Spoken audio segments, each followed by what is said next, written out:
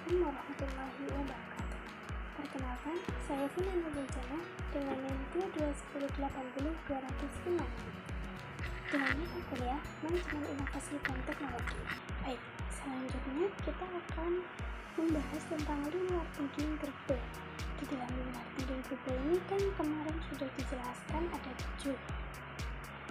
Sekarang kita kupas satu persatu. Yang pertama ada take over atau tarik tambang.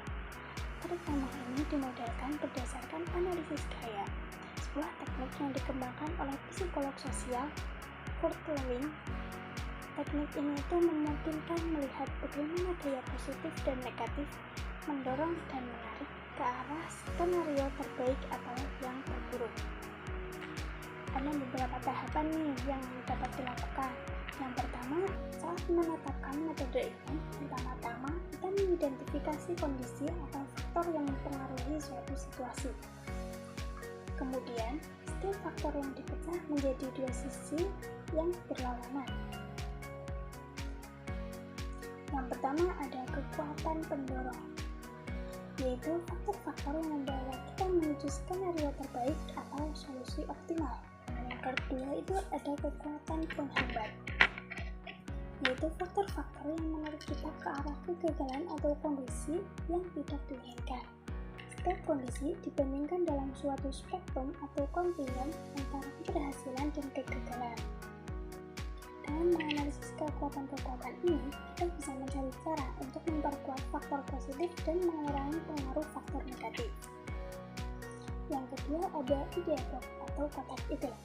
Kotak ide ini dimodelkan berdasarkan kotak morfologi yang ditentukan oleh Dr. Fritz Zwicky.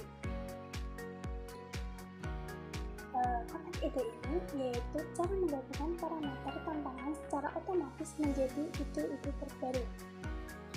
Bisa dari karakteristik, faktor, variabel. Tahapannya itu yang pertama tentukan tantangan yang dihadapi. Di dalam tentukan tantangan ini kita bisa mengidentifikasi masalah atau tantangan yang ingin dipecahkan. Contohnya dengan menciptakan produk minuman baru dan inovatif. Selanjutnya pilih parameter tantangan, yaitu menentukan faktor atau aspek utama yang mempengaruhi tantangan tersebut. Contoh untuk minuman baru itu dari jenis minuman, rasa, kemasan, dan target konsumen. Selanjutnya ada buat variasi untuk setiap parameter, yaitu ada tuliskan berbagai kemungkinan untuk setiap parameter agar memperluas ide yang bisa dikombinasikan. Contohnya dengan jenis minuman, misal teh, terus rasanya rasa apa? Rasanya lemon. Kemasannya mau apa? Kaleng. Terus ada target konsumennya itu untuk siapa? Kita ambil untuk remaja. Selanjutnya, coba kombinasi berbeda. Gabungkan satu elemen dari setiap parameter untuk menghasilkan produk baru. Contohnya kombinasi. Produknya itu teh lemon dalam kemasan kaleng untuk remaja. Produk lainnya itu bisa kopi rasa vanila dalam botol kaca untuk targetnya dewasa. Yang ketiga ada lotus blossom. Tahapan dalam lotus blossom ini yaitu membuat diagram lotus blossom. Gambar diagram berbentuk seperti bunga teratai atau lotus dengan satu kotak pusat dan 8 kotak di sekelilingnya. Setiap kotak diisi dengan sub-ide yang relevan. Tahap selanjutnya ada tuliskan masalah atau ide utama di pusat. Jadi di kotak tengah itu tulis masalah atau gagasan utama yang ingin dikembangkan. Contohnya inovasi dalam pendidikan digital. Selanjutnya dengan mengidentifikasi komponen utama. Di sekitar kotak utama itu buatlah 8 kotak yang isinya dengan tema utama, memasukkan tema utama atau faktor penting terkait ide utama. Contohnya untuk inovasi dalam pendidikan digital tadi itu kotak pertama ada teknologi, kotak yang kedua ada metode pembelajaran, yang ketiga ada keterjangkauan, yang keempat ada interaksi antara guru dan siswa, yang kelima ada personalisasi pembelajaran, yang keenam ada evaluasi dan feedback, yang ketujuh ada aksesibilitas, yang kedelapan ada motivasi siswa. Selanjutnya, kembangkan setiap komponen utama. Jadi, setiap komponen dari 1-8 kotak tadi itu dikembangkan. Terus lanjutkan hingga diagram selesai.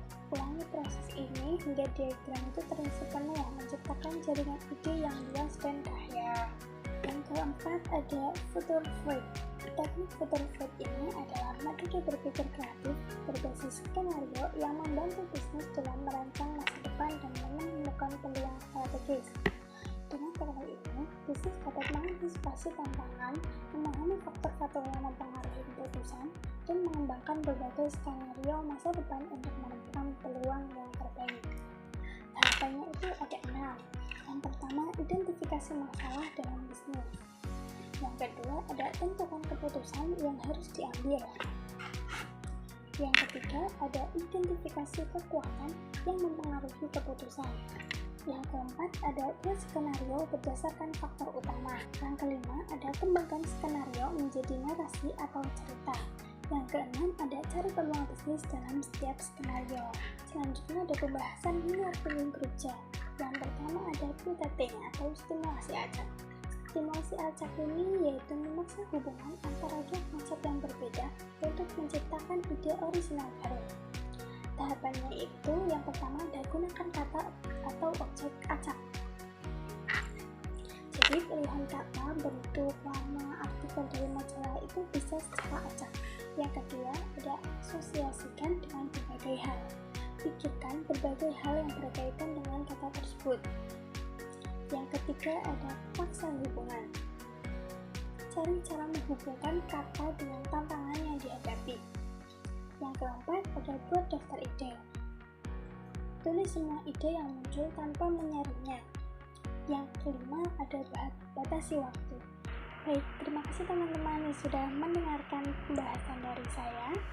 Saya Fima Nurjana, pamit undur diri. Assalamualaikum warahmatullahi wabarakatuh.